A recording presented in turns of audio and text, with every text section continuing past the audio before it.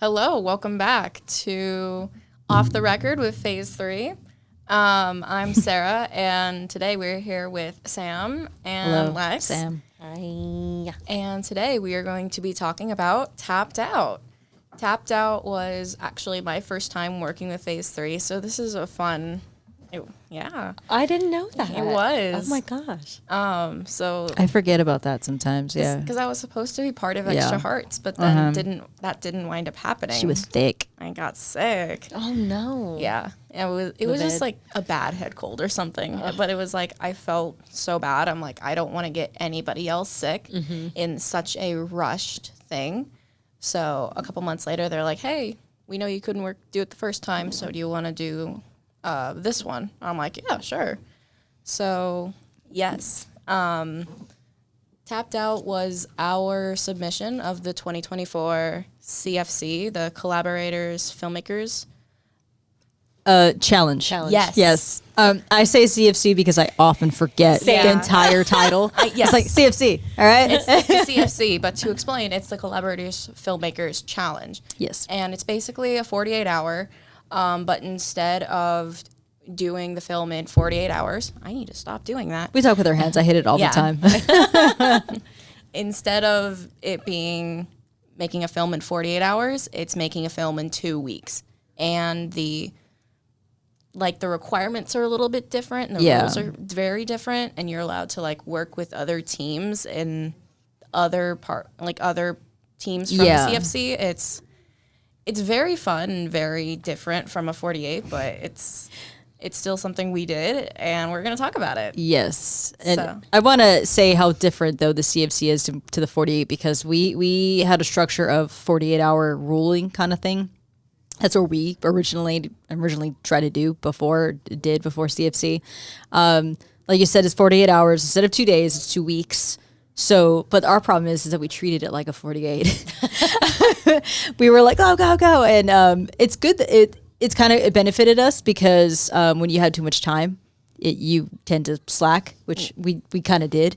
We had that time to get a little resting moment before that submission, and we realized oh God, we have 2 days left. We got to finish this edit. We got to stop playing around, guys. But like you said, it is very much like the 48. With the 48 has its prompts of character dialogue, props, Line of dialogue, yes, genre, yes, character / occupation. yes, slash occupation. Has to be 5 to 7 minutes. Yeah. I think CFC is a minute less, 6 minutes. Oh, really? Yeah, because it was shorter timing. Even though you get more time to work on it. Yeah, it's a smaller film. Correct me if I'm wrong over there, God. Oh yeah, we have our God of voice of God over there. First of all, okay, you don't have to refer to me as God. I'm going to refer. This is the rule. We call it voice of God. You know my name. It's the official title. Yes. He's like, please, I have a name. Don't call me God. It's okay. So- You don't have to so say for it. anybody watching and or listening, a good majority of the Tapped Out crew is here in the room. I myself, Daniel, am here on the switcher. My co-writer and Gary himself, Oscar, is sitting right here. Yes, to my Gary. right. Howdy. And our wonderful producer Vince is here hanging out on the floor, Playing with my kitty cat playing Freya. with the cats, making sure they don't get tangled up in the cables. Woohoo! Oh. But yeah, guys, She's why don't stop we touching me. start? If we can start with you. Sure. Tell us your role on Tapped Out. Sure. I played the manager, and I was super mean, I think. I think I was giving I forget what Monica's character's name was now, but I was giving her a hard time. Benny. Yes, That's it right. wasn't said That's throughout the right. film, but she chose her name. She's like, I Okay. need to be Benny. Benny. That's a common theme. It's the character's name aren't said, so we just come up with our own names. For Wrong Day, my character and Monica's character, common theme being Monica, apparently, it was never said in the entire film. So we were just we're gonna be Riley and Maya based off the show Girl Meets World. Oh, that's perfect. Yeah. So I was Riley and she was Maya. And then we like, Is Girl Meets World your generation? yes. Okay. I know. Yeah, Boy Meets World. Boy Meets World is our generation. Yes. That's kind of cool. I'd say Boy Meets World, Girl Meets World was like the kids of Corey and Topanga. That's right. Yep. And it premiered on Disney Channel in like Yep. 2013. Oh my God! We got to see that whole family grow up and then have their own babies. Oh yeah. So wild. So that was, and we just based off of our characters, Riley and Maya. Riley being Corey and Topanga's daughter, Right. played by me. So yeah, it was. That's what. Okay. Yeah, and then Monica's character was Maya, and then we related Brian's character to a different character, Minkus's kid, Farkle. Oh my Right. gosh. Yes, Farkle Minkus was that kid's name. See, it all comes full circle. Yeah. at some Yeah. point. Everything is full circle. Going back to Tapped Out, but yeah, it was very. You were kind of a bitch. I was super character mean. was kind of a bitch. Yeah, she Yeah. was super mean. I'm kind of blanking now though on like what I know. I was yelling at Oscar's character Gary. Gary. Sorry, I'm from the East Coast, so all of my A's are elongated. But I was yelling at you about something like getting. I forget what I was yelling at you about. Like It was like something about the stock. Oh, because there was Stock, no. stock. Yeah, there wasn't any like sweet and sour left or something like that. Oh, it was Midori. But- Oh, Midori. Midori I knew it sour. was green. I knew it was green. Yeah. And I like how we said OJ. Yeah. And you're like, you didn't put the order in or something. So Yeah. of course it was my fault. And then I was just trying Never admits a fault. yes, no, never wrong. I'm never wrong. I don't know what they're talking about. But actually, what I was just telling the girls before, I realized in like the beginning of us filming, I don't think we were on my side yet, but my boyfriend was there, and he was he was playing background, and he was like, "Yo, Lex, your like buttons are off by one." I was like, oh my God, my character of all the characters like would not, she was very put together, very pursed lips and thought she was better than everybody. Did that make it into any of the shots before? No, I like ran. I think I ran like when they were flipping the shot around. Yeah. okay. I think I ran to the bathroom and I like fixed it really quick. Because I don't even remember noticing that. So. Yeah. Yeah. No, I didn't know either. And I kind of looked down and I was one button off and I was like, oh geez, this is a great start, Freya. But oh, hello, little one. We got a kitty in the house. For context, the cat is was trying to play with the headphone making cord, noises. going up Your pant leg? yeah, going up my pant leg, and like in that why- between my legs, just like, oh, there's a cat right It's the by wide- my knees. it's Our 'cause you're cat wearing- wrangler has his eyes closed right now. Woodstock little socks. yeah. Okay. She just came right back. But what was the question again? I No, don't know. it's okay. I mean, you answered it. That was great. That was so I was gonna say, Sarah. Yes. Tell us about your role in Tap Out, and you mentioned it was your first time. Yes. Basically. So, in this, I played. My character's name was Sara because, obviously, but my name Wasn't it? is. Yeah, I was gonna say. Go Yes, ahead. my name is spelled Sara, and this character was spelled Sarah. It's different. It's different. It's a completely different person. Yes. Completely different character. And it's also complete. She's over there. I also Oh my God, Freya. made the character completely different from me, where she was very like, oh, I'm a Taurus moon and a Cancer rising. I loved and that a part. Pisces sun, and like I'm rambling the entire time. No rhyme or reason to the words. Such a Gen Z. Everything I said. Oh, I played pure Gen Z. Everything I said was improv. I Yeah. don't remember following a single line. I don't even remember if I had lines. I think I may have been told to just improv the I think you're entire right. time. No, I I think think- I was told to improv, which was a crazy thing to be asked for my first time working with these people. And go. And they're like, just go. And I'm like, okay, I'm gonna do this. And like I had the very like raspy, like, oh, I don't want to be here. My dad is making me do this. And like I went to a fortune teller, and like as a Pisces moon, and like all this just yama yama yama yama yama, just talking. I would have been friends with you because you were Cancer rising. Oh yeah. I don't know what any of that means. Okay. I do. Yeah. Yeah. That'll be a whole separate podcast. Yeah. That's we need. Okay. I was going to say another before it turns podcast into next that time. Yes. podcast. We will have Yeah, another tell podcast us- with we this. Tell us about your role in Tapped Out.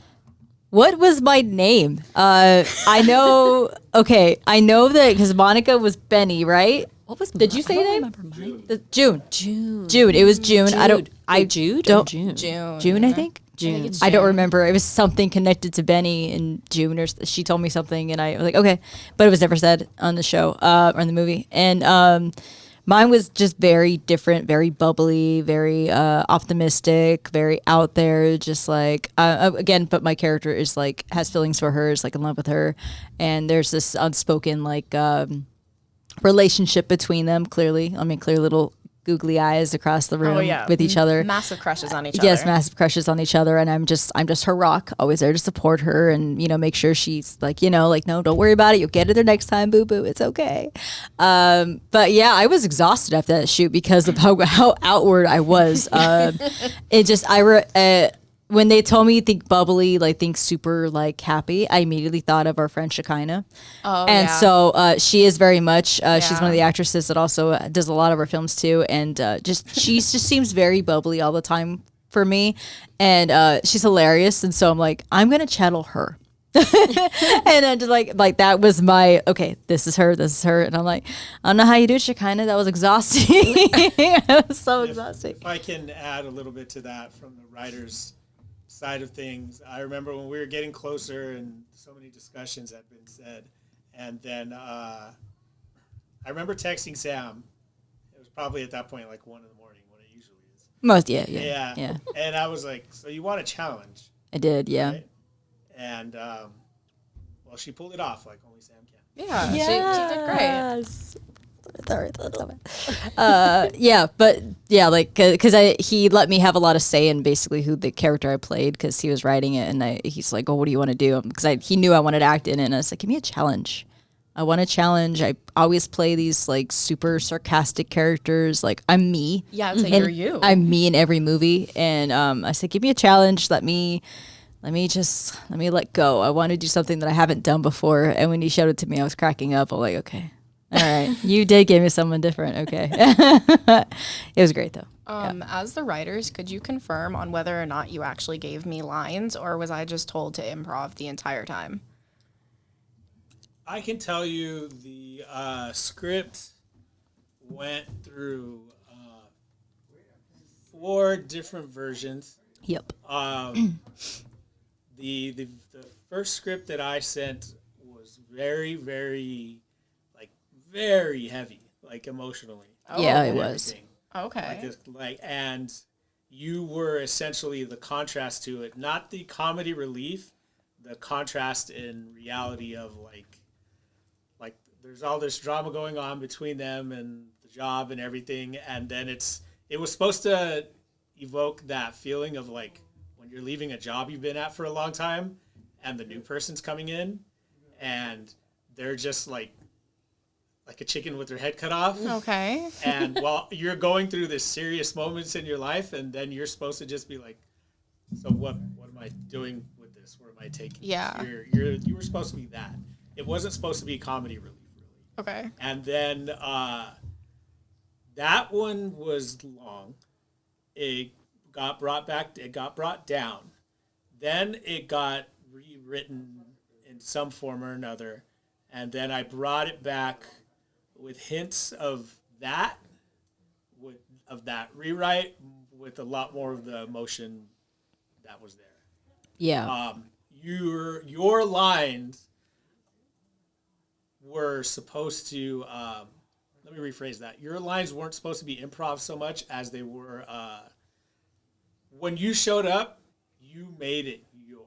Okay. Yeah, because I remember there were lines. Yeah, I on think the I remember some kind of lines. Okay. Yeah, but I also But remember, not all that. I also remember He would have never been able to write that for you Yeah. with the horoscopes. I'll tell you that right now. No, because also a lot of it was supposed to be Monica cutting you off. Okay. Because Yeah, I remember that. She's the seasoned Yeah. employee. Yeah. And so then Monica cutting you off, like when you're like, well, what do I do? She's like, go take this over there. Right. And yeah, that. Okay. So, I guess I'm gonna have to look back at the script because I don't remember there physically being lines because I would have took the time to memorize them, but I don't remember there being lines to memorize. I get eye rolls a lot when I bring up horoscopes, so just know that was not written by him. No, He would not have written about horoscopes. I probably would have. Because I knew it was like Gen Z and like very opposite of me. I was like, okay, what's the most opposite of me? Horoscopes. So I don't know what I am. I don't know the difference between any of it. I'm a Pisces. That's all I know. I can teach you. No. It's not that much. It's not a lot. It'll open a whole new. You're I was send that Pisces gift in real life. Yeah. Woo. in real life. in real life. In real life, They really and do in it. the script. No, you're. I think it was like a Pisces moon in the Yeah. script or something. Yeah. I don't remember. I know Scott briefly touched on in another podcast that we shot a completely different day, but Lex, you had said different earlier outfit. that you had gone through like the Discord and the WhatsApp, and you had met Vincent Right. at that point, and that's how you got on Tapped Out. Yes. The CFC. Yes. And we did also briefly mention that you worked on 3 or 2 other projects at the same time. I think 3 other projects. Yeah. Yes. And then one of them, or the only one that really kind of came to fruition Was tapped out. And so, Oh, really? Which actually, what's interesting now that I'm thinking about it, I think yours was the last one that I shot. Because didn't you guys shoot, like, you didn't shoot, like, right at the beginning of the... Not the wait. Oh, maybe it was like it was like the Sunday or something. It was that weekend because Yeah. I do remember because like a whole week went by and then we shot, I think. was it a weekend? Okay, It was a weekend Yes. because this is a very at that point it was like the last 2 weekends of May of when this competition was. It was like the last 2 weeks of May, and I remember this because it was because like it was we shot like the 2 days before Memorial Day, and I remember this because that Memorial Day was me and my ex-boyfriend's anniversary. So I was like, and we were trying to figure out stuff to do like that weekend before, and I'm like, hey, I'm filming. I can't do either one of those days. So we did something like the day before. It was like the 24th or something. And then the 25th and 26th we shot. And then turns out we wound up doing something the 27th anyway. So it was like, that's just how I remembered it going. Right. But then it was like the weekend after you were like, okay, this is done. We're going to submit it. So I think it was like 2 days. we shot for it was a 2-day shoot. we shot for 2 days don't think I and was- not the second day. I Yeah. don't think. It's funny because that's what showed me how much we work as a 48 group. Yeah. Because as we were doing the table read and we took a picture of it and we posted it on our socials, people were saying, "You're already writing?" Because people use that 2 weeks to location scout. We use it just to film. Wait. Yeah. Yeah. You have to do the entire thing in 2 weeks. though. Yeah. Exactly. So and why- so the location. No hate. The location No. scouting should have happened beforehand. You would think. No, exactly. And see, that's what I thought was kind of funny because I guess no one thought that was allowed. Like, because for one, the 48, it's kind of the same thing a little bit. Nobody really plans it out. They're just like, okay, quickly, we just got to film someone's house, or can we get this location really fast? They go fast and they don't realize like, no, you can plan. get a location beforehand Yeah. and you just make that location fit whatever thing that you make it go through. That's just, it's kind of like, it puts you in a pocket a lot of times of Yeah. like, this is what you got to figure out. But, that's the whole process of creative thinking. Just like quick on your feet. What's gonna work for that location? Yeah. And so when they saw that picture, they said, "You guys are done. Like you guys are done. You're written already. You guys wrote a script. You're about to film it. We're about to film tomorrow." Yeah. And I was so confused. I'm like, are we not allowed to location scout or to do all that beforehand?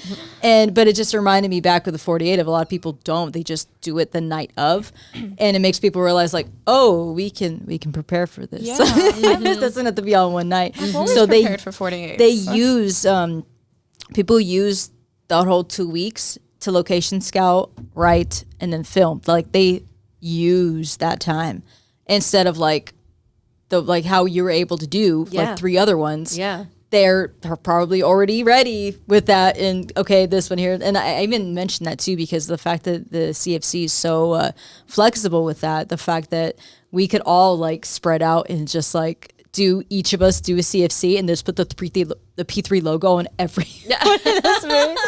That was a proposal I came up with like a while back. It was like a year ago we were going to do it, and then we didn't end up doing it. And I was like, what if all of us signed up and just got get into like all these short films that people are, because so many people participate in them. Yeah. And each of us go to each one of those, you know, to offer our skill set in any way we can. And then just like, you know, my only ask is that you put our P3 logo in there. And then when the CFC pops up, like, who the hell is P3? They're on every movie. I was like, what if we did that? Then we kind of did that with this past Inland Empire 48 though, because like our logo was that like is on true. 3 different films. Yeah, and Paul was super proud of that. He was just very like, proud of yeah, that. P3 logos everywhere. He's like, what is that? He's like, 4? I think he said it was about 4 movies. I think it was like 3 or 4. 3 or 4, yeah. I want to say like 4 at the most. Because I didn't even know some of them were on there either. I was like, oh okay. But I think also we get hungry really fast in the sense of when we haven't done something for a minute. it's called an addiction. Yes. Yeah, And we, that one, Vince, that just left right now. And we, He's got it bad. at that point, we had been pretty dormant for a short period of time, Yeah. and we were just itching and hungry and just chomping at the bit. And Yeah. but what that also made us do was, like Sam was saying, we didn't, instead of treating it. Let me start over. We weren't used to having that amount of time. Yeah. And that also kind of goes to like the business would only let us be there. And they were kind enough to let us do that for 2 days. Yeah. But it also is the whole thing of what could have been if we shot for a week and then edited for a week and then turned it in. Yeah. Like if we had we're able to take advantage of that Yeah. week of time. It's supposed to let you take the time to do it, but we're like, no, don't give me the time to do it. Yeah. And we just kind of shot in and did it. And I was like, when I thought about it after a while, I was like, maybe might have been good to take our time, because we were actually going to do a second one. Really? We were actually, I think Vince had said we could do a second one. Like, there's no rule saying that we can't do more than one. I was like, even if it's phase 3, just our team, we can do more than one. He's like, there's no rule that we can't. I was like, all right, who's got a script? Yeah, because we've already it out. we've already got the theme of it. Because I don't think I've said it. The difference with the CFC and the 48 is that it's not all those things what the 48 has. It's a quote. Yeah. And you, I believe you can make with it whatever it is. You don't have to follow the quote, but whatever it inspires in you, you can. Is that right? Because I've done it every year. I'd say so, where it's like just the quote. Because I helped Tava with it earlier this year. I don't remember what the quote was. We do too for much to his. remember. It's also attached to a picture, wasn't it? Yeah, it was. I think at the kickoff probably. Yeah. I know. I think they sent an email too. Yeah. I know the quote was by Hunter S. Thompson. Yes. And I don't remember what the quote was. I remember my messed up saying of the quote Was where I'm perfect. like, if used, freedom dies, and then which is what I said the quote was, but It was perfect because it was not it the just quote. it fit perfectly, because like why would you know? Why would you care to say it why right? would I care to know? You know, and Monica's like, I'm not sure that's quite how it I is. don't remember what the actual quote was though. Yeah. And I don't want to like say it wrong, be like, oh yeah, this is definitely it, and then just like it was not it. I think it was like it was something very similar to that, where it's like if used, freedom dies. Yeah, it was something like that. But I love Something like that. I love how it's not like you don't have to put the quote in the movie. You could just use it. Yeah. Because when you watch the 48s and they all have the same, it's different genres, but the same character, same line of dialogue, then- same prop. Yeah, and then It's always like you this- kind of just get over it after a while when you're watching the always- premieres. And if it's like, of course, not correct, then say it. Freedom is something that dies unless it's used. Was that it? Yes. Yes. Yeah. Okay. I think so. And I remember the picture. We're all It's like, sure. well, the photo is them like running. It's like two guys, Yeah. like cartoon guys, like running in a field or something. I remember that. Don't you dare. Oh, she has her toy. Sorry. It was a toy. Sorry. I'm sorry. She yelled at me like, don't yell at me.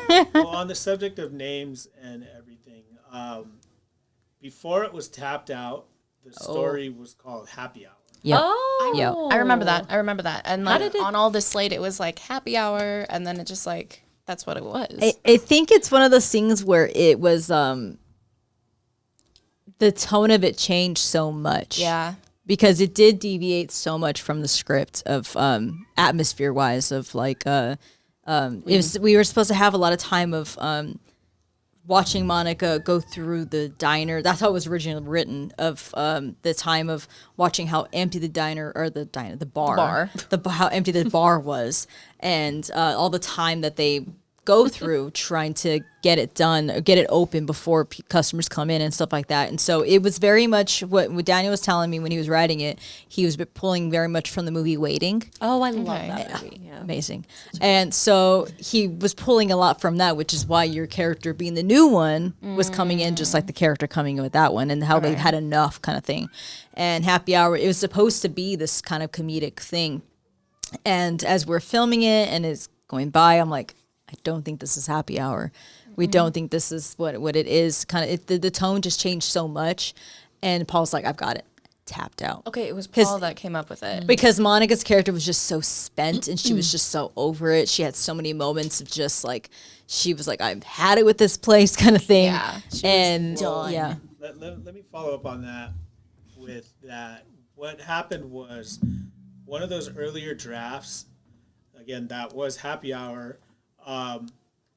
We meet, we see the staff getting ready for Happy Hour. We see the same similar interactions we saw with manager, with the new person, with the bartender, and between Monica and Sam's character going on. And there's a guest that's waiting for somebody to show up. And what was supposed to happen with that was this guest, because I wanted there to be like a not a villain, I don't know if you want to call it a foil, but Like an antagonist almost? Yes, because this guest was being treated really badly by Alexis' character. Mm-hmm. And what I was trying to get to in that draft was, oh, I'm the new owner at the end of it, and we get that satisfying, like, well, you're fired now, and it's triumphant and everything, because you didn't know that's who you were waiting for, like, because the new owner, new manager, whoever's. Because was I always a manager though? I feel like in the first draft I read, I wasn't a manager. No, because I was it was supposed to be between you and Monica. Yeah. Like how it was. But what ended up happening was, to pull Oscar into the fold, was I sent him that draft, and it's just something wasn't landing. And Oscar pointed out, in the best way, like, there's no, like, lead here, because we're following this person, we're following this person, we're following this person. We're not focusing on one character. Mm-hmm. And when I realized that, that's when it flipped. And I was like, Monica's the backbone of this, because she's the backbone of the bar. Everybody, even though you're going to be manager, and we've all experienced that in life. Yeah. There's the manager, and then there's the person who should have been manager, and the crew still follows that person. Of course, yeah. And that's when Oscar pointed that out, I was like, that's what it is. And that's when we started following the path that it turned into. Gotcha. Okay, yeah. Because I feel like I did read a different draft in the beginning, and then it like evolved. But did we do a table? Did we do a table? Yeah, it was. I think you were through Zoom. Okay, I think you were online. I wasn't there for it, because I remember seeing a picture of it while on my previously mentioned date the day before, and I'm like, I feel like I should be there. No, I'm like, why am I not at the table read? oh, I don't even know. There I wasn't was in charge of that one. There was a lot going on with the script that Hey, stop it, kitty. the cat's messing with the backdrop. Okay. So there was a lot going on with the locked up in a script. room, girl. Excuse me. That was confusing to everybody. And it was flying off the rails where it shouldn't have been. And ultimately, that's probably one of those drafts that got through to you that, like, ultimately shouldn't have, but, you know, we're here now. But, yeah, again, like... I mean, it turned out great. Yeah, no, ultimately it turned out great. And to me, at least for me, it's all from a performance standpoint because you brought your own thing to it. Again, Sarah, like, your lines didn't matter because you made it yourself in the end, you know? I tried. And the same thing with Monica, and then the same thing with Sam. Yeah. But in terms of the script, so you get the script, you all get the script for the first time, and this is a very different competition that we performed in, or participated in, I should say. Like, is there any different feelings in terms of this compared to a 48? I know you hadn't done a 48 yet. No, right? You've never done a 48? no, I Oh, had. I mean, I have now, yeah. but Okay. at the time, I hadn't done that. I felt. I mean, I knew you guys. I think I did know you guys had multiple days of shooting. I had like 4 scripts swimming in my brain too. So this was really fun for me because I could just, I got to, just being someone who's worked in the restaurant industry a long time. There was like a lot I could relate to, totally resonated with, but it was kind of cool to like be the hated one. That was fun. And also just like the physical set, I think it brought so much to life. Plus, it was hilarious that it was a Dungeons and Dragons theme night game night going on. It was like Dungeons and Dragons and like game. It was like sports and Dungeons and Dragons. Right. It was like the mixture of the two. It was hilarious. And it was like, I walked in and everyone was like prepared for this. And I'm like, what the hell is going on? You're like, where's my apron? I'm like, what am I getting myself into right now? I think how dim lit the room was because it was so dark in there. Really? I don't remember it being. It seemed quite intimate, and I think that's also why what changed the name too, because it wasn't like happy hour. It was very much. It was a very dark toned a little bit. Like you just know this something's going on in this bar and it's not good.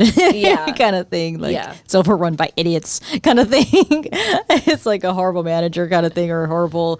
No one's doing their job or what they're supposed to be doing, basically. Yeah, manager is like trying to social climb. And trying to pretend like she actually has some sort of power. Yeah, that's kind of how I took it. But it was also hilarious because you turn around and there was like a guy in like a witch costume or like some. Or what was Daniel's line? Be eaten by a wizard. Oh yeah, I think he threw that in there at some point. Yeah. I don't even know what he was talking about. And someone was like, "Did you just say eaten by a wizard?" It was just a random line thrown in there. I think it was. You cut. Well, we cut, but then it was Paul. Because it got you just quiet. hear Paul from across the room. He's like, "Did I just hear eaten by a wizard?" Because it was at that point where you cut, but if you can't hear, background will hear cut. But if you're in the mode of it, you don't hear it that well unless they yell cut, like yelling, so someone could hear it. And you didn't hear it, and you continue the line of eaten by a wizard, and it got quiet as he said it, and then Paul was like, "Did I just hear that?" Yeah. Well, I mean, now I know why Freya's fighting. Her brother's on the other side. Bringing up background and just the whole world that everybody was living in that day. We had a lot of background actors. We did. Yeah. We did. As usually is the case with the productions we have, our background actors are also crew. Yeah. And in that case, you see Isaac. Isaac, the day one. Isaac was also grip and extra. Yes. I think he's the one that's playing. He's playing beer pong with you, right? Yeah. Well, I don't know if I'm playing with him other than just you're cheering him on, kind of serving him a drink. Yeah. Oh, by the way, Isaac's remember Phone that. Call from Paradise is streaming on YouTube. Go watch it. Yep, absolutely. And then we had, let me see, everybody else in the crew that was, whether they were extras or just, off camera, as always, like, we had Steven, we had Gage. We had Shout out to Gage. I love that man he's so great. much. We had Viviana, like she was extra. Yeah. Shout out Viviana. That's my homegirl right there. Yeah. What is your name? What is your guys' names? Is that open knowledge? Can everyone know it? Yeah, Viviana is my Pookie. Okay. Vivi's my Pookie. I love her to death. She's like my favorite person ever. So, And we we had wizards hanging out with Yes. football players and My elves. boyfriend was a wizard, Oh, there you go. but buddy. was that the wizard that was like Yeah. getting that like ate somebody? No, but like I do remember there being like a cut to him at one point because it was funny, but I don't think it made it into the film. But Okay. I don't know if I don't remember the line though. Maybe I wasn't. Maybe. I missed that. I just remember before I knew who Casey and Cindy were. I was like, oh my God, like they're making out on the. Oh, God, Because remember yes. that, and I was like, and then they're like, oh, they're married. I'm like, okay. I mean, not that it would matter Well, either, but it was just funny because I didn't get the It wouldn't joke. matter, yeah. You know Yeah, what I mean? because it happened before on another movie, and they just really wanted to do it. And it's funny because I think Marie had said too. She even told like a reset cut, and then she's like, "Could you guys like tone it down just a little bit?" Well, also too, up until this point, like Cindy and I just were. She was like a producer. We were just talking as producers. So I didn't, or she was a producer. So I didn't know. Like your guys' whole background yet. Yeah. Oh So- yeah, so there's a walking- lot of us. So like the walking into it, I was like, oh wow, okay, like Yeah. But then once I got to know them, I was like, oh my God, they're hilarious. We also had the good fortune of having Zach. Zach. Oh my God, on Kat. camera.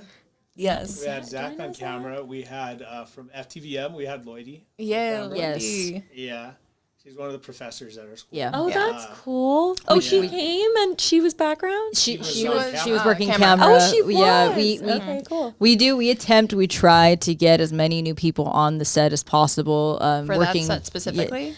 for any set, honestly, Okay. for all sets. For that one, it was I think Vince was producer of that one, and he got a hold of Lloydie for that. I Yeah. think to bring her on.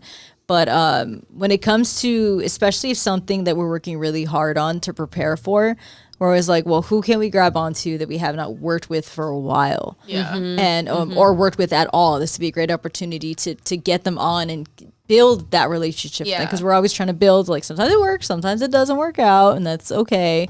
But other times it's like, let's try to get these new people. And like Lloydie is like, let's try to incorporate someone from FTVM to do this. Like, because we still tried to connect with the school as much as possible, to bring them in and join them as much as possible. It just brings a bigger audience every time. Everyone knows each other. If people follow those people, we get those followers. We just want to be able to reach out and get as many followers as possible.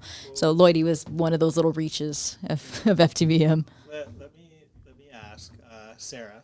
Okay. This you mentioned was your first. You've done a 48, right? I had at that Done a point. 48. Yeah. You hadn't done a CFC, and it was your first time working with us. Yeah. So you get this call, you get the script, and you walk into this bar full of characters. What's going through your mind? It was an insane first impression, to say the least. Because I don't, like I said earlier, I have a bad memory. I don't remember. I think we all do. I don't have horrible memory. I don't remember when I got the script specifically. I don't know if I got it the day before or like several days before, or when I walked in, I'm like, hey, I don't have the script. That may have been the But I'm case. That may have been the case because that was not my first time of that happening. But like with that one specifically, I just like kind of walked in and like everyone already knew each other, and like I knew people. Like I knew who like Sam and Daniel and Oscar were because like they were the back FTVM row people. I'm like, whoa. They're standing. Oh God, They're off a computer. that name. And then like I knew who Vince was because like he was in all my classes and like he brought me into the project. But then it was also like, oh, I know this person and this person and this person. And like I knew different people, but I didn't know them well enough to like go up and be like, hi, oh my God, how are you? And like the only one I did was Vince. Yeah. But like I knew who everyone else was. And like going into like this bar at like 7 a.m. I've never been in this, like... That's true, yeah, it was. It was super early. It was like a super early call time both days. And it's She's like, I'm not an alcoholic. not legally. Not legal. So I'm like, I don't know what this bar is. Oh my gosh. Or what For legal reasons, the bar was closed. yes. Nobody was drinking. Yes. It was Yeah. a set. It was at a that set. point. At that point, it was 7 a.m. It was not open a set. hours. She's underage, but it was not open hours. I am almost 21 though. Yay. But it was like everyone knew each other. Everyone was either had a sports jersey on or was dressed as a wizard or like a fairy or an elf, and then like everything was happening at once. And I'm like, okay, I've been trying to work with these people for like ever. And this is my I thought that was Freya, but it was you. no, it was me. Can't blame it. I was like, where's the cat? Over here. She's right Yeah. there. And like I've never worked with these guys, and I've been wanting to for a while, and now this is my chance to do so. I cannot screw this up. And I think it was like nerves, but also like, okay, going into a new thing, because like I'm playing a character that has not a lot of set lines. I don't know I just gotta improv and make up something on the spot, which I'm okay at. So that was a challenge. And then just working and meeting a bunch of new people. Social battery was dead by the end of the day. And then went back tomorrow, even deader. Hey, welcome. But they welcomed me in, and it led me to work with them on Blood Street later, and then Yeah. the rest is history. I think, yeah, Blood Street, that was the peak of, all right, she's in. Yeah, it was Blood Street where I was like, okay, I'm definitely in it. Like, I am in it for good now. But you wouldn't have screwed it up, by the way. You'd have to do something Oh, I know. horribly bad. But at that point, I didn't know. So I'm like, okay, if I say the wrong line or say the wrong thing, I could be booted. I don't know. It could be booted. I'd be booted. No one's really been booted. I always say with like, I don't know, someone had brought up before, but we can't keep like, pushing people away. I'm like, no, we'd never push anyone away. People have walked away. Yeah. And it's oftentimes because we're very, some of us are very honest. I'm very honest. If I'm not happy with something, I will bring it up. Yeah. And if that is not taken in of maturity, of acknowledging like, I understand that's not okay. Yeah. Then that's a problem with that. And that's when I'm like, if you can't see the error of your ways, then you're not going to see the error of your ways the rest of the time. I can't do this. This is not going to work personally or professionally. Yeah. Because you lose that trust and respect with that person. So And that goes for me. Sorry. So you can't screw it up. You haven't done that yet. So you're in the clear. You're good. About that, Sarah. So go ahead. Yes. But yeah, it was a fun experience too. But then like once I got comfortable, I'm like, okay, this is fun. Seeing everyone do their thing, and like everyone knows what's happening. Everyone knows what they're doing. There's acting. There's all this stuff happening. And I'm like, okay, this is fun. I want to do this more. And it like definitely settled in my head. Or I'm like, okay. Jesus Christ, cat. She's excited too. Yeah. She's very, very zoomy today. Yeah. We're kind of just like settled my thing of this is definitely what I want to do in the future, because the previous set experience I had with like completely separate people wasn't that great. So it was a nice little refresher, just being like, hey, this is good. This is what I want to do. And that was great. Anyway, continue, Daniel. Well, let me ask. Was it God? Yes. God. Excuse me. Are you there, God? Lex, you had mentioned, working in the restaurant industry. I worked in the hospitality industry for a very long time as well. I drew a lot on that. When you got the script and you came in, and like you said, you saw the bar. Did any of that come rushing back for you? I immediately had PTSD, and I called my agent. No, no. I mean, yes, of course, because just like the smell of hops. I mean, as soon as we walked in there, especially like when you first open a bar, like I I guess like when I first moved to New York, I worked in like this dive bar down near on 19th Street, and 19th Street or 19th Street near Union Square. Anyway, I'd open the bar is my point. And like, the door, there's like that, it's like a stickiness, like the seal of it. You like walk in and it immediately, the sense memory like hits you. And there weren't any windows. I mean, luckily like that bar was nice, we closed most of them off. I'd say you closed and covered them, if I remember correctly. You had to like physically cover them. But there were like, I think you could open those doors out onto like a patio, like during the season. And I was like, oh, that's really nice. So that probably helped like filter out some of that like, sticky beer smell. But yeah, I was laughing to myself because I probably would have called out of my bar job just so I could, work on set that day or something. Yeah, exactly. But I felt very comfortable though, especially when I was, Oscar climbing over the bar to yell at you about the Midori. I just remember like banging on the bar, Gary, pay attention, because I remember thinking to myself like, oh, I've been on the other side of this before. Totally. I definitely know, and again, it's probably the same thing with you, that going through all those experiences, in that industry, when you're working the long hours and the long nights, and really any of us, really, it goes through your mind like, oh my God, this could be a flippin' movie with everything I've That's why Waiting was so iconic. Oh, yes, absolutely. Yeah. Hilarious. Again, Sarah, we know, you hadn't got to technically go in a bar and everything. Well, like okay. I've been in a bar before. It was such a quick story. It was in New York. I went to Washington D.C. in New York for like a 8th grade field trip, and it was like this Irish pub, and me and this other girl had to pee, and we were waiting for our bus to come back, and it was like pouring rain. It was March in New York. Pouring rain, and me and this other girl had to pee. So my mom, who was a chaperone on the trip, we were waiting outside of this like Irish pub, and she went in. She's like, "Look, I know this is weird, but we're on a field trip. These two need to pee so bad. Can they just go in and go to the bathroom, in and out? No, nothing else." And the guy's like, "Yeah, it's slow right now, so yeah."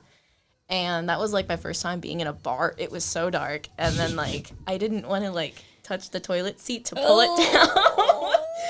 And the whole thing was very interesting, but that was my first time being in a bar. Were there like cigarette burns in the toilet seat? Maybe. Like on the wall, there's like carved in. Oh, I God. don't remember that, but it was like a same-sex bathroom, I think. So like there may have been a urinal in there, but like the toilet seat was definitely up. So I'm like, okay. Yeah.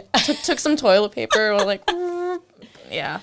But yeah, it was an interesting time. But then I think like other times I've been in like breweries, like bars/breweries. So yeah, nothing else crazy like that since. I think You never snuck in with the fake ID. Oh God, yeah. Well, I was serving. I remember because we were in. So this is in Florida, and I used to work at this place called the Water and Trough, and that's kind of like what the scent was when I first walked into the. What was that? Oh, I guess we can't say what that bar was. No, we can't. They were very kind to us. Oh, It was the Brew and Chew. Oh, Brew and Chew. right. Okay, yes. Absolutely. And shout out to them then. Yeah, shout out to Brew and Chew. But yeah, Brew and I Chew. worked at this place in Florida when I think I was 19, and I was serving alcohol. I guess the laws have changed. I don't know. It's Florida, so we don't know.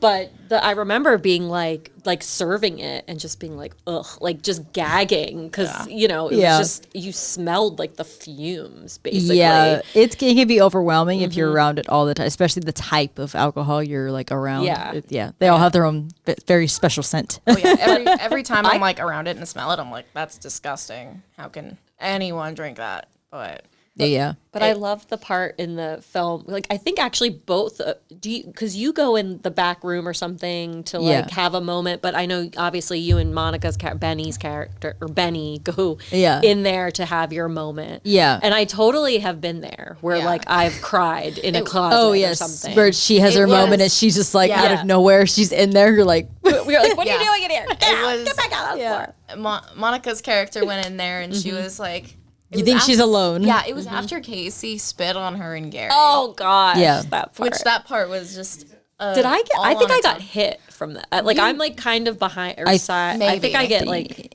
Were you on the side? Probably? Yeah, I think I was on the everywhere. Side. Yeah, it was everywhere. It was just. Everywhere. That's right. And we had to film that twice.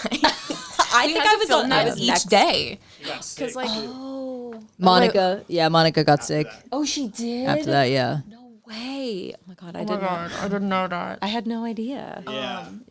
Well, let me ask. Like, same topic, but slightly shifting gears. Let me ask.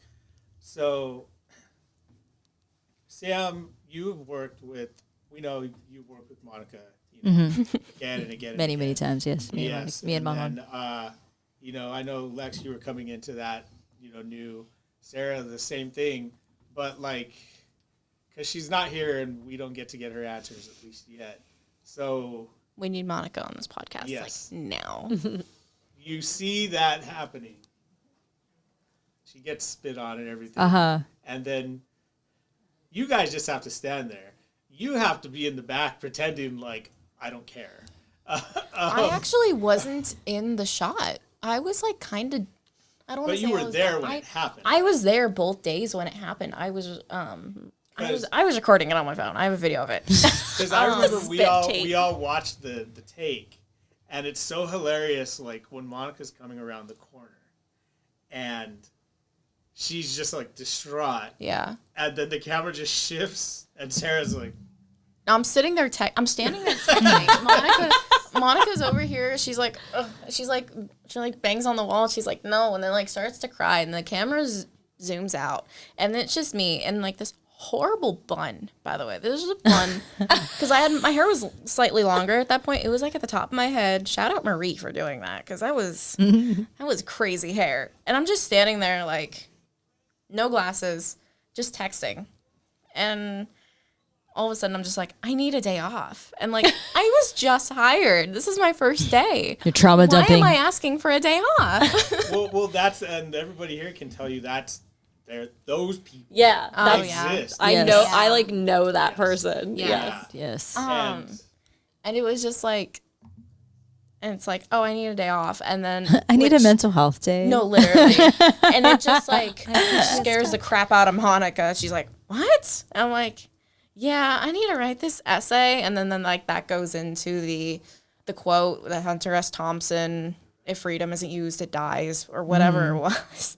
I forgot it already. And it was just like, which then turned into the whole sweet, cutesy moment between Monica and Sam. And that was just like, that was the end of the film. So basically, I'm the reason Monica quit. Yes, you're like the straw that broke the camel's back. I was the final straw. You didn't even try and it happened. You just the reason I was... Sam, this was your first time having an on-screen love interest, right? No. Was it? Same-sex love interest, yes. Okay. But Alika played my husband on Unsub. Okay, I'm just connecting. Apparently I was a gold digger, though. Clearly I was a gold digger because he's like, I like love you. And I'm like, I know. I didn't want to say it back. My line was, I know. I know. But yes, go ahead. Well, we gut-wrenching. I bring it up just because we slightly touched on it before with the challenge you undertook with being this bubbly character. Yes. And everything. Like you said, you went home drained. Yeah. So what I'm asking is, you knew that was the challenge. You took on that challenge. How did everybody else react when they saw you playing that role? People that weren't used to seeing you. I don't know. I don't think, well, because my parents always react so weirdly whenever I show them my stuff. I'm trying to. I think that shock was already blown seeing my character that way a little bit, just because I was very flirty with Monica, but because of my character on Unsub with Alika, when I kind of get like romantic with him. Oh yeah, you guys were we're getting all like, whoa. We're like getting in a dance. I'm like, do you wanna? Like my line was like, do you wanna? And did you guys play husband and wife? yes, we're supposed to be husband and wife, and that part my mom watched, she's like, what? Because I'm never, they know no one sees me that way ever. Oh no, and I rue the day. Yeah, I have to show my parents like, oh yeah, I have to kiss somebody in this.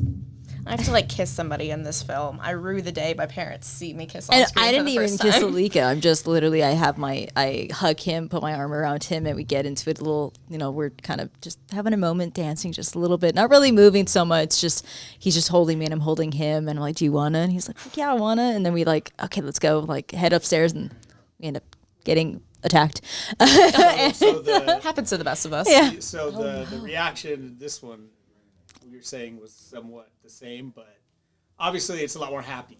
Yeah, the reaction to this one, like I said, it was kind of, it was a soft, like, I guess not as shocked because they've already seen me somewhat romantic with someone else. So it was more draining on you than anything. Yeah, I wasn't really afraid to, like, it wasn't like I'm like scared for stuff, like not scared, but like just like, oh, I'm dreading someone seeing that part of me. No, it's that was already blown with that, but that the character itself, I think my sister cracked up more with my character in that position, because she's just like, what? Because I'm not like that at all. They're like, you're happy? Yeah. Are you okay? And so she's kind of like, this is weird. I think she even said this is weird, because it's like, I'm just super, oh my God, Benny, I love you, kind of thing. Well, let's talk about that similar reaction, that jarring, I don't know if you want to call it jarring, but for lack of a better term, our introduction to Sarah's character is a J-cut, where we already hear her talking, but we're pushing in on Monica. Yeah. And then we just see Sarah, like you said, with the bun. The bun, sunglasses, coffee, which wasn't even mine. It was like, I don't know if we got it just for my character. No. You're like, I don't remember where I think it was either like purchased just for the thing, or it was like someone else's coffee. Not yours? Oh, it was Vince's. It was Vince's coffee. So. I can just imagine someone going like, you know what, she should be holding coffee. And he's like, you still owe me a coffee too. Did everybody laugh when they first saw that? Like when you showed them?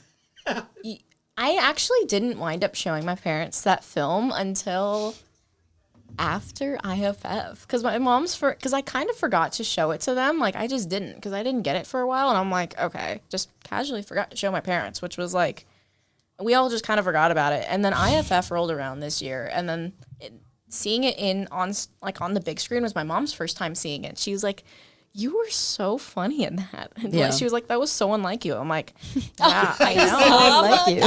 Jeez. And I'm like, yeah, I know. And then you're so not funny normally. And then after that, I'm like, oh, I should probably show my dad this film, since like my mom was saying good stuff about it and everyone was saying good stuff about it. And I showed it to him. He's like, you were definitely different. I'm like, yeah. That was kind of the point of acting. Yeah. It's like we play people who we are not. Yes. That's a thing. Yeah. That happens. Yeah. That's a thing. But everyone else that like I've seen it with like a big audience, like IFF or the EGA Film Festival. Oh, okay. Everyone like giggled at my part. They were like, they were like there was one specific, because when it showed at the IFF, I wasn't there for that. I was at a different film. I think it was mine. And then someone took a video of my introduction. I think it was like Paul's video or something. Mm-hmm. And I think it was Adam or someone like that. When my character came in, you can hear in the video someone go, Sara. And you can just hear like this laugh, and then it's like, that's Sara. And I'm like, who the hell said that? And that was just like, that reaction to me was funnier than actually what I was saying, because I'm like, it just threw me off. But Yeah. no, everyone's had a good, like, silly, fun, giggly reaction to that, which Yeah. has always been nice and rewarding as an actor. Yeah. Where it's like they like me, they like my role, they like the way I'm doing things. I'm doing okay. So that's always fun. And I forget how many people haven't seen it yet because I know we because it's still being submitted to festivals. Yeah. And we know we've seen it at CFC. Or no, we didn't even go into CFC actually. Oh, it didn't? No. Oh. It didn't get selected. Bummer. And I think we had the screening at Brew and Chew. That's right. Yeah, we had and so people who went to that saw it. People who went to AIA and IFF got to see it, but it's very much theater hopping, so a lot of movies are playing at the same time. Yeah. So we're just running back and forth between all these theaters trying to watch it. And when it finally gets on YouTube, everyone will be able to see it. Yeah. Yeah. And so it's funny to see, like, oh yeah, you haven't seen it, have you? kind of thing. Yeah. Like you don't know. We don't always remember if anyone's seen it. But yeah. Let me ask. Let me start with you, Lex. Like we had co-directors on the film. You know, we had Casey and Marie. Casey had directed at that point. You know, so he had already a film under his belt. Marie, this was Marie's directorial debut. That was Marie's directorial debut. Yes. I didn't know Please- that. Please, like coming from like all the experience you've had, and then stepping into CFC with us, and then Marie on her, you know, directorial debut. How did that go for you? Oh, I loved working with Marie. I thought she was like very humble, and I love that she was like kind of collaborative with the actors too. Like she kind of had you talk through it a little bit more, and then she gave you her perspective and her point of view, and then you shared yours, and then you would kind of like come up with it together. It was like a very like nurturing way of kind of getting you there. And then I don't know. I know I talked to Casey, but it was very short. I think he was more. I feel like he was more like setting up the shot with Paul or something. He was also He was also very focused on because Casey was also in it. Yeah, Casey had a 'cause short cameo in it. He did. So Yeah. Yeah. you have to consider that as well. Yeah, because I remember like Marie being like, Casey, like, do you I remember her like bringing him into it. Like, what do you want? Come over, tell me what you want. And like it was like fairly brief, but like it was pretty straightforward. I mean, my character was pretty straightforward. Like, Yeah. it wasn't like I had a long arc, but although it was funny and like definitely pivotal for that moment at the end to make her, you know, peace out. But I remember like she was good at the blocking piece. I forget who do I walk by that like I give like a dirty look or something. Like I walk by somebody. Isn't that wait? I'm walking into the bar. Is it? I think it's Monica. I think it's Monica, Monica. yeah, because Okay. she says something of like, she kisses ass and I don't. That and was you're- exactly it. That was and like you're exactly how she and said you it. kind of like But give we this little face. walk by each other. Ooh, I'm sorry.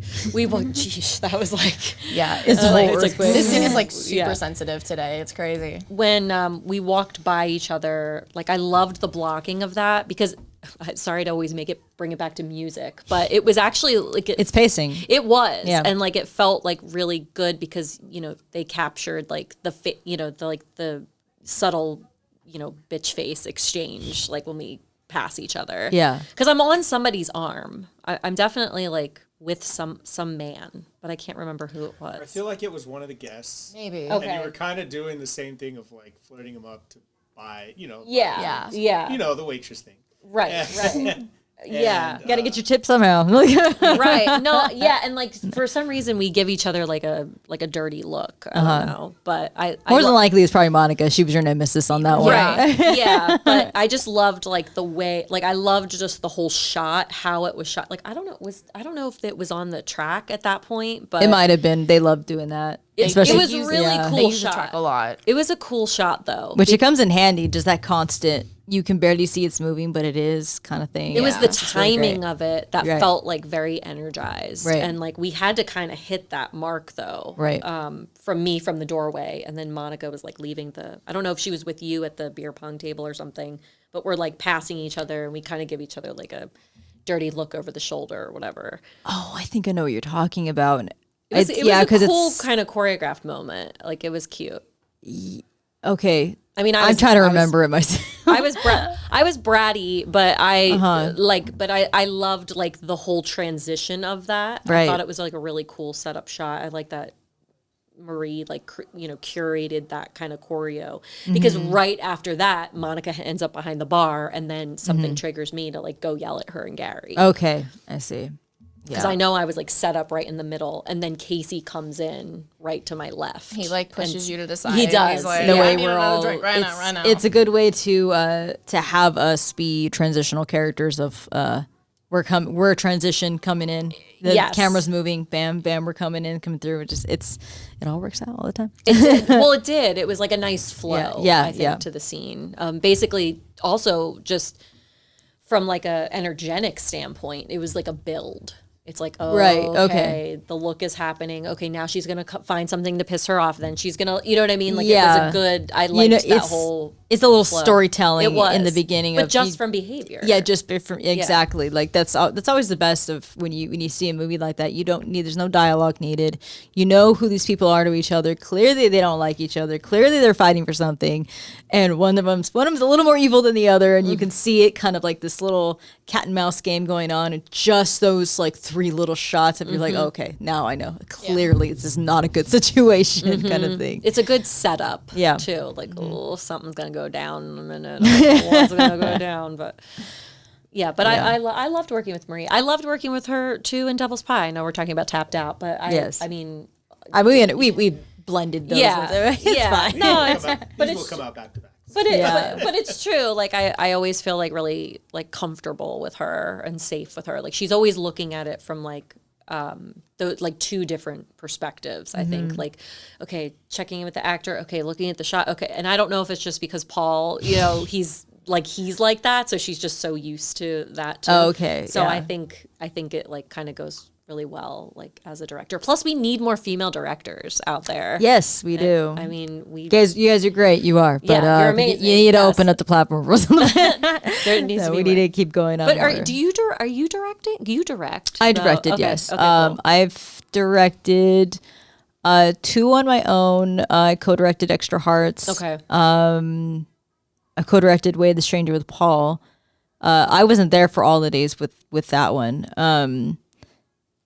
I feel like I've directed some. I just recently actually, no, 3 on my own. Then Thank You, Arrival, and You and Me, which that one is being worked on. It's a final cut, but Miguel's working on music with me, and hopefully it'll be on YouTube soon. That's awesome. You need to submit that to like every festival on the planet, Sam. Well, I did submit really to need one to. festival, and I even messaged them and said, "Hey, you're located in LA, and it says you want local filmmakers. I don't live in LA. Can I submit?" They're like, "It shouldn't be a problem. Like, we just want people to submit." I submitted, and they sent me like, "Sorry, due to your location, we can't take your submission." Like, what did I just ask you? Oh my God! Use my address. Oh my God! I mean, it's South Pasadena, but still, I mean, that's. Oh yeah. I wonder if that's considered. I'll send you the link too. I'd I'll send love it to to you see so you it. could see it. Yeah, Please. but it's a reflection of how I talk because there's a lot of curse words in it.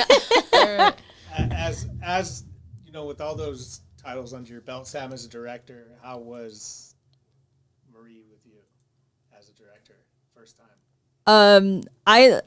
I love Maria's directing. She's good at anything she does. She's really great at everything that she does. That anything she takes on every time, no matter what it is, she's like, yeah, I'm down to do it. It's fun. It's fun to learn.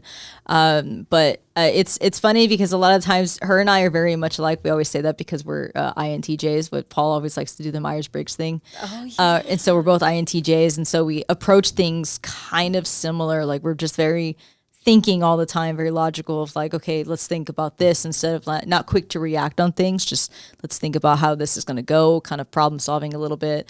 And it kind of reminded me a lot of myself a little bit working with her because she is very much that way of like, wait, so, because I think that part where I'm, the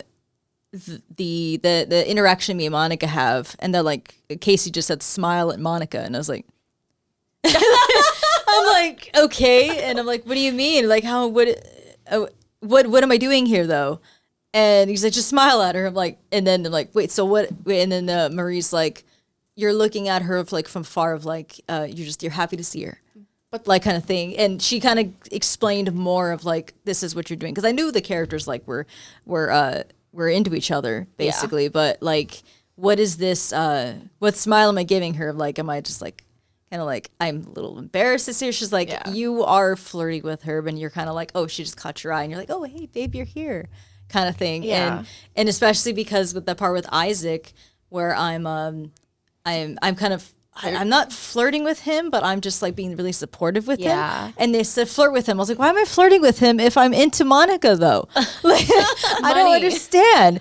And she's like, no, you love your customers. And I'm like, okay, that helps me a lot more. Like, you know, she found other ways. Like, I'm not understanding this.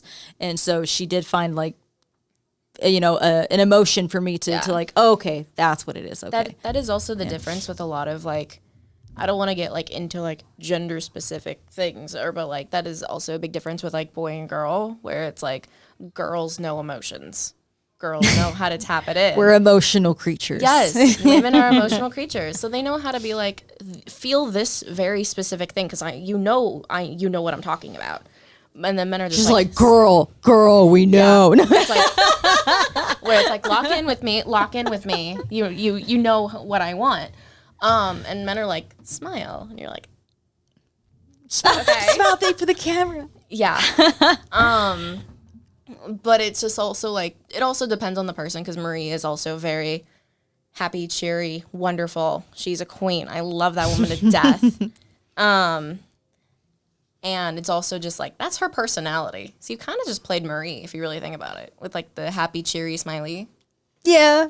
I guess, yeah. I'm just happy to see. She's just super sweet. She's super sweet with everyone all the time. Like she's just, no matter who you are, she'll sit there and listen to you, even if like she's like I think she always said she always gets people like she's just easy to talk to. Yeah. And so people start opening up to her, and she's like, sometimes I'm like, I don't know you, but okay, I'll hear it, and I'm like, I do that sometimes too, but I'm like, somebody find a way to get me out of here a little bit, you know, but she's very sweet about it, and she'll listen to that person all the time. She's just super sweet about it.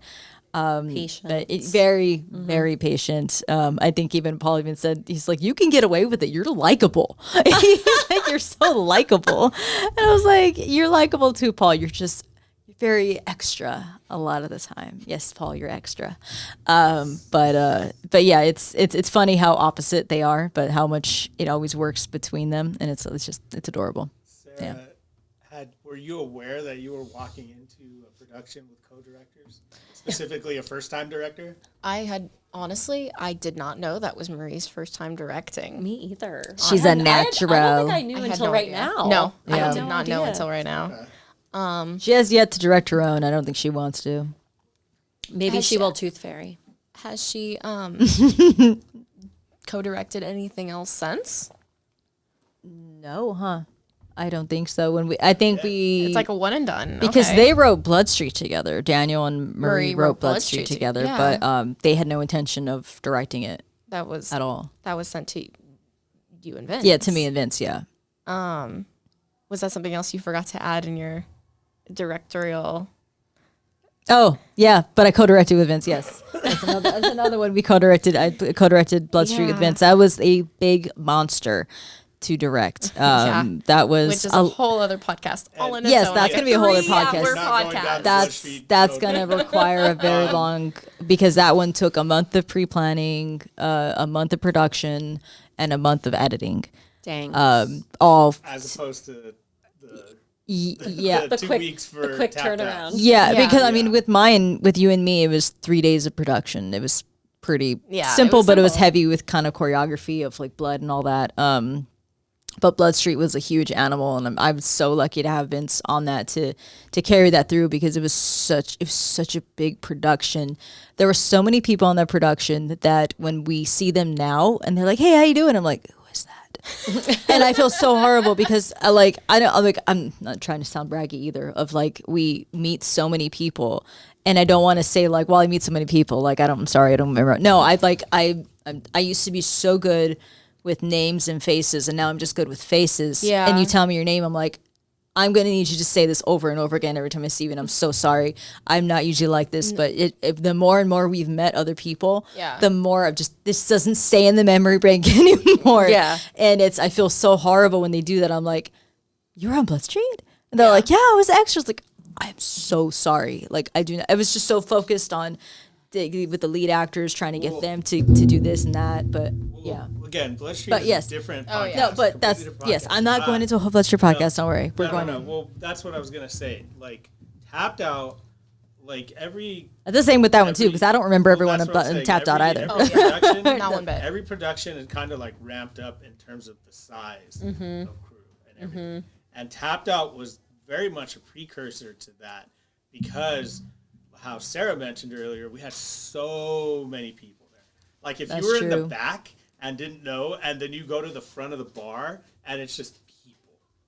And it was incredible because so many people, you know, like we mentioned, like that helped out and provided and, you know, gave to the story and production and everything.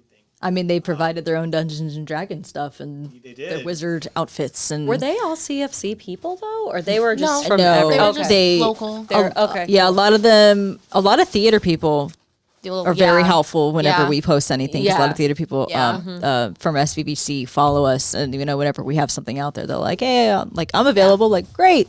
Do you have Come this? on down. I have to ask something now because I don't know if Lex knows about this before we start wrapping here. There is a shot that I didn't know until he pointed it out to us.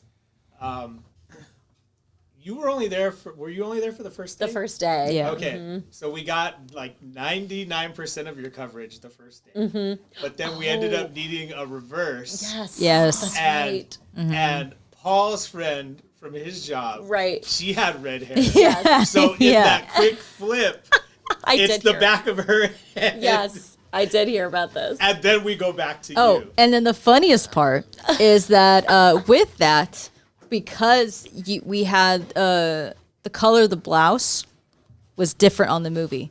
Your the back part of you was a different shirt, a different color shirt. Oh my god. That's Because supposed to get yes. the shirt. Or Steven, Steven. he had it. No, he had it. Steven had a different had the shirt, and when he brought it with him, he had to leave. So and Paul's like, for some reason, Steven really had to take that shirt with him. Oh no! It was in his car. Yeah, it was in his car. So he took off with it, and we said, "Where is it?" We're like, "Steven had it." We're like, "Oh my god!" And so, Poor Steven. if you're to really nitpick and follow through, like to make sure everything, like if you're one of those people that's like, that's different, that's not continuity, like you'd find it.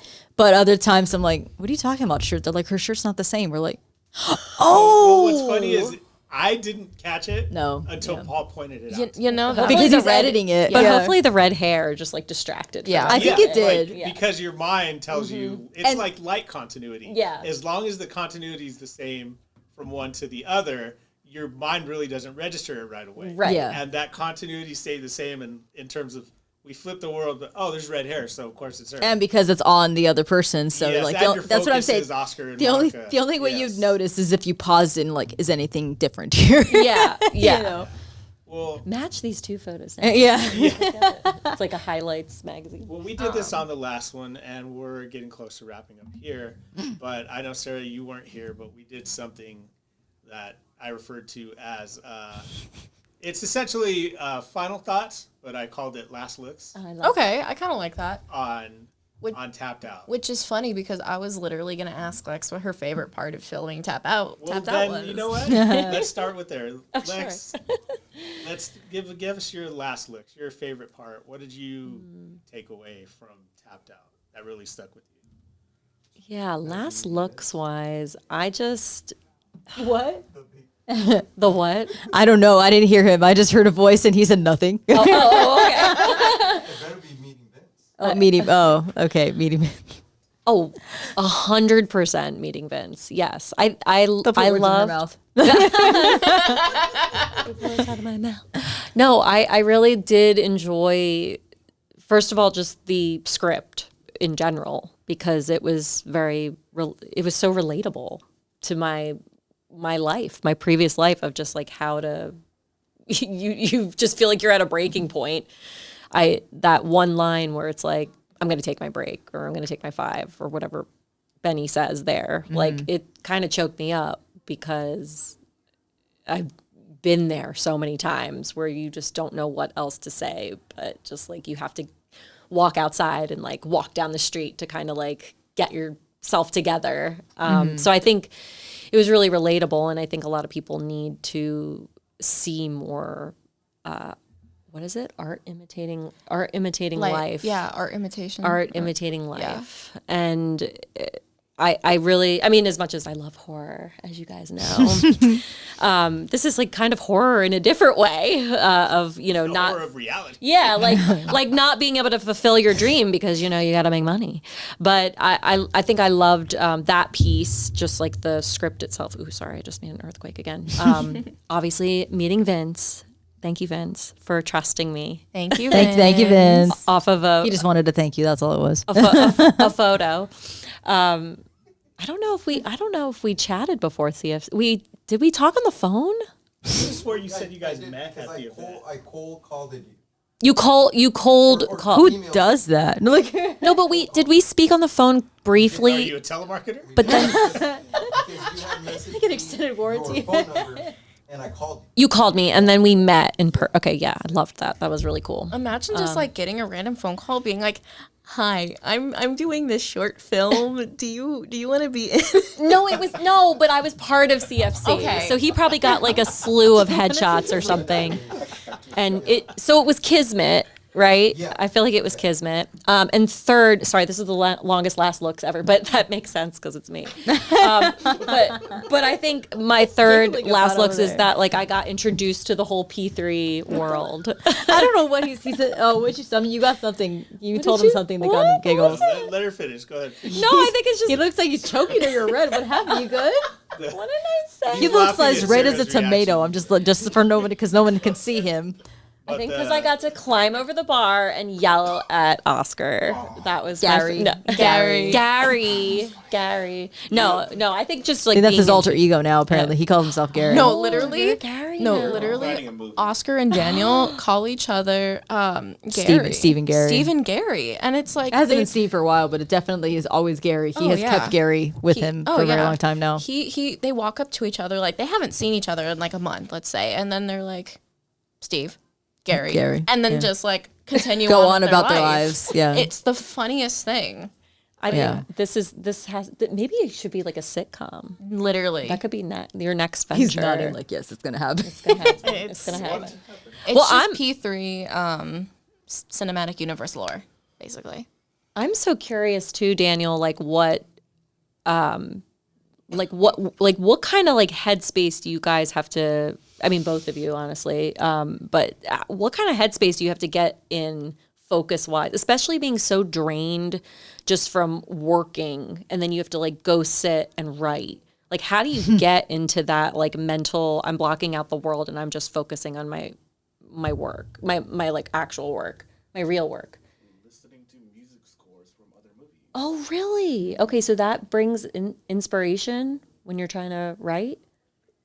Okay, Yeah, that's so cool. Not to like dive into a different film, but when I wrote my zombie script, I listened to World War Z soundtrack.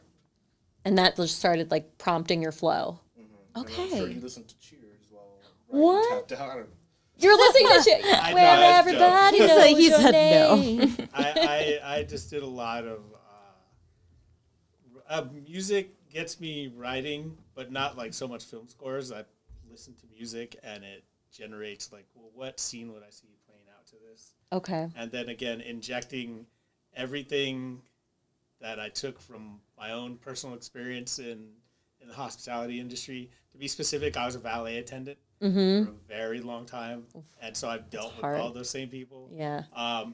Just also the emotions of everything in the moment, everything at the time that's circling through my head, and just trying to inject that in there all the time. And again, to double down on it, like it became what it became because I was having trouble centralizing a character and a through line, and that was because of Oster's notes to, get a focus on Monica. And in terms of like, so yeah, as far as headspace and answering your question, it's one thing for him, it's another thing for me, but then being able to kind of mash those was very nice. Yeah. Yeah. It's not easy to because I think one of the things I struggle with is like once I leave, like, you know, my day job, and then going and trying to be creative, trying to get into that headspace, like, you know, cup of coffee, like get the music playing, whatever that ritual is to get you there. And I know it's so unique to everyone, but I think a lot of it too is whether you're intending to or not, you're getting these things out of your head, or things that you've carried with you that you've experienced, or like, you know, that jerk of a customer or a boss, or just everything that you're feeling, that you're just getting it out, whether it's subconsciously or consciously. You know what I mean? Like, I'm going to get that thing I wanted to tell that guy off of, you know, that customer I wanted to tell off, I'm going to say it here. yeah. You know, so that's definitely fun. Oh, that's so good. It's like a living journal in a way. Oh, yeah, absolutely. Yes. And I have no doubt there's a lot of each of us in each of our scripts. Oh, of course. And, well, Sarah, Yes. please give us your final thoughts, last looks on Tapped Out. Okay. Tapped Out, like I've said a million times, this was my first time working with Phase 3, and I'm so very appreciative that they basically took me in and were like, okay. We adopted her. They adopted me, and they were basically just like, take this character and make it your own. And like very early on working with them, like that they had that trust in me. But also the whole experience was like very crazy because I'm like, there's so much happening and this is kind of overstimulating. What in the world there's a lot going on? And it was a very crazy first experience with Phase 3, but I honestly am very happy that it was my first experience with Phase 3. And it was like a good acting experience. It was just a good, fun time. And like my favorite part, we never really discussed this part of the film. After Casey's character spits on Oscar and Monica, Monica's character runs away. She's like upset. She's tired of everything. She runs away. And then Oscar is yelling at Casey's character. And they are saying the most heinous stuff to each other. And they're like, and Oscar just starts going on. One of the takes, he's like, starts going off with, I'm going to call your mom. Do you want me to call your mom? I'm going to call your mother. I'm going to call your grandmother. Yes, he started going off on that. And that just made me laugh more than like anything else. It was just Oscar being like, changing up what he says each time, but them two just yelling at each other. And then Oscar being like, I'm going to call your mother. And I'm like, it's such a deadpan tone too. Like it's just hilarious. It killed comedic me. Timing. Yeah, it killed me. And I don't know if I ever said that to you, Oscar, who's sitting there next to God. At the right hand of the Father. Yeah. Oh, wait, the left. His right. His right. His right. To add to that, Sarah, Damn it, switch seats. No. I think that was after the take where Casey almost made me broke character because he kept saying something like, you pig mother effing something, and then like Silverback Gorilla. So, I think I heard that. Yeah, improvised. Oh my the God. tape where he said, "So you look like Samoan Dynamite," and that almost made me laugh. And It was after that, it was the whole, I'm gonna call your mom, but what makes me laugh about that take was when you watch the film, it doesn't match what I'm saying to him. Like, call your mom, but then it's just me like talking so quietly to him. Yeah. As the shot pans away. And that's what made me laugh. that's Paul's magic of editing. What he did, he's like, I like this line that no one's gonna see his mouth not moving. I'm like, I did just because I noticed it every time, and it just because I noticed things like that. But yeah, that part was like my favorite part of the film, and filming it in general was just like how much those lines made me laugh. And it was like, the whole experience was so fun. And I'm like, it was that just specifically, that was my favorite part of like filming and the film, and just like the fact I got to meet and finally work with everybody. So yeah. Sam? Yes. Moments that stick out. I noticed when we were filming, of course, because I was in it, I didn't know what they were doing with like the outside shots. And what stuck out the most to me is that I didn't know anyone was going to use the inside of my car. I remember if I would have known that, I would have cleaned it out way more. And yeah, I was a mess in my car, and I didn't know that was your car. yeah, I was the watching Silver it the other Bullet, day, yeah. and I'm like, whose car is that? Yeah, and I remember, I think I remember Daniel asking me where my keys were, and I was like, "Oh, they're in that pocket right there." I just gave him my keys. I thought they were gonna move it or something, or just, "Hey, it's in the shot. I gotta move it. I gotta get it out of the way." And then when I saw them, because I didn't go outside at all, and when I finally You didn't saw, know until you saw the movie. when I saw the movie, yeah, my car. I said when I saw the movie, I was like, "Oh, it's in the." Oh, you're in the car. Okay. I was like, oh, okay, you're in the car. Yeah, I was like, oh god, my car was such a mess. And they look, I'm pretty sure they look like they sat behind the seat. They sat where I'm like, played into her character. I had everything's everywhere. I had such a mess in there, and I'm like, damn. And it is very torn up inside. So like, it's very fitting that that she's like suffering and she needs money. And I was like, it made it fit because my vent's even like tearing off. You could see like, and that's from like a car mount being on there, and it just wasn't strong enough, and it just pulled it out of the damn vent for a phone mount. And but yeah, I didn't know my car was gonna be in that shot at all in the movie. To see it right there in the wide shot and then going in, I'm like, oh, there's my car. Oh, we're in my car. Oh no, there's trash everywhere. Oh god, I thought they were just gonna move it. And then I still have someone's chair from that production, someone's fold out chair in that trunk. I have no idea. I've told everyone, guys, I have a green folding chair. I don't. No one's claimed it. You know what? Is it yours? Oscar wants a chair. Well, he can't have that one. It's not. I think it's been well over a year now. Yeah. It may as well be his. It's Yeah, been almost 2 it's years. mine. We've learned, Lex, that if stuff ends up at Sam's trunk and doesn't ultimately get claimed, it's Sam. Yes, that has happened. A lot of the stuff in there that I had a green screen that I borrowed from someone a long time ago, and I contacted them like, "Hey, still got your green screen.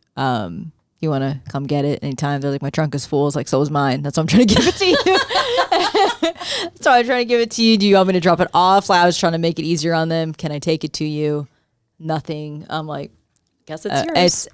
I'll hold it for you, but I guess it's mine now. We've been using it for many purposes now, so it's not going to waste. Wherever you are, it's not going to waste. But yeah, that and folding chair left in my trunk. I still have. Huh?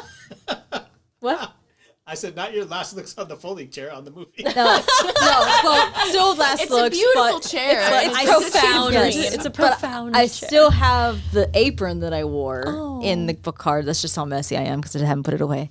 Possibly, I still have that in there, but I still have kept a lot of the props from a lot of the stuff that we do anyway. But yeah, I think I guess that's the one thing that pops out to me. But memorable moments, I guess. First time being something I'm not like really super happy, Yeah. which I was very tired at the end of that shoot. I was like, oh my god, how do you guys do this? how is that natural? How is it natural to some of you? But it was fun. It was a fun exhaustion after the whole build up of what was before it, in the middle of it, and finally finishing it. It was fun to play something that I've never actually played before, to test myself and challenge. And thank you, Daniel, for challenging me as an actor. I have to say, as we wrap up. No, you don't. It was very, from a writer's perspective, like it was incredible to see all of you bring to life what was in my brain and what Oscar helped direct in my brain to centralize. And it is an unbelievable feeling to see those things be alive. So in terms of a writing perspective, you all were amazing. Oh, thank you. There's more than likely going to be a part one and a part two to Tapped Out, because we want to sit down with Marie. We want to sit down with Monica. We want to sit down with Oscar. And hopefully we can get our producer on that as well to chime in on their perspectives for Tapped Out. As we all look over to the producer who's lying on the floor. He's trying to hide. Chilling. And even if it's in the capacity of how I'm speaking from right now, it'd be good, because Voice of God. It'll add another perspective for the movie. Lex, we know you're going to be dipping out for a while, so we thank you so much Yes. for making the time Yeah, thank you for having me. and for just I love you guys. You can't hear it so being well. your awesome self. Yes. Oh, Yeah. what is it? What is it? How, This Oh, one, is it- this is one it is this? clock it. This one Oh, is yeah, ate clock it, like it. you ate. Oh. wait, that is a new one. What I Wait, never what's seen. like 8? Okay, well, Oh, because it's well, I think it's 8 in sign language. That's It's why. 8 in sign language. Oh, but also yeah. like you ate that up. You did so good. Like Oh my like God. You did that. I just Oh, learned the Jesus. clock it. All right. yeah. It's Oh just, Jesus! No. Oh my God! no, No, no. No. I don't accept. you don't accept that. No.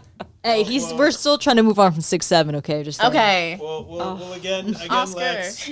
I just thank thank you. you. He's trying to move on again. Yes. Thank you for making the time. Yes. Thank you Yes. for making the drive. Thank you. Yes. We hope, Guys. I love you again, all. we know you're going to be dipping out for a while. So Yeah. we hope everything goes well for you. Thank You you. always have a place with us, Thank you. and we can't wait for the opportunity to do something again. Me too. I can't wait to. So Thank you. And I can't wait to see what you guys do next. Thank you. I'm waiting. Yes, with bated got a lot breath. of things in the works. A lot of things being talked about. Oh yeah. Yes. Well, I'm proud of each and every one of you. You guys Thank work you. really hard. Proud of you too. Oh, yes, we're proud of you too. Thanks. Can't wait to see the next thing you come up with. Yes, I better get cracking. Yes. Well, you know you have a team of resources and I support do. behind you, Yes. so. I know. And I know Vince writes too. So I'm excited Ooh. to see what you start writing. All right, guys. Well, we're gonna be signing off. So All right. All right. bye, guys. Follow us All on right. on Instagram, Yes. TikTok, Phase 3 Films. Subscribe.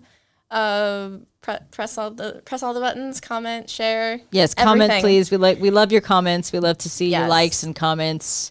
What you guys want to see for the next showings? Anything you guys Yes. want us to do on our podcast, talk about, bring up, whatever.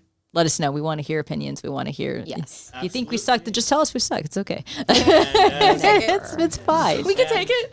and as always, Say something. We will take anything. And as always, before we go, thank you, Vince. Thank you, Vince. Thank you, Vince. Oh, can Alright. we plug in socials? Your social again. This is a new episode. Oh, Yeah. yes, that's right. Yes. At LexD123. There you go. All right. Now All we right. can. Oh, yes.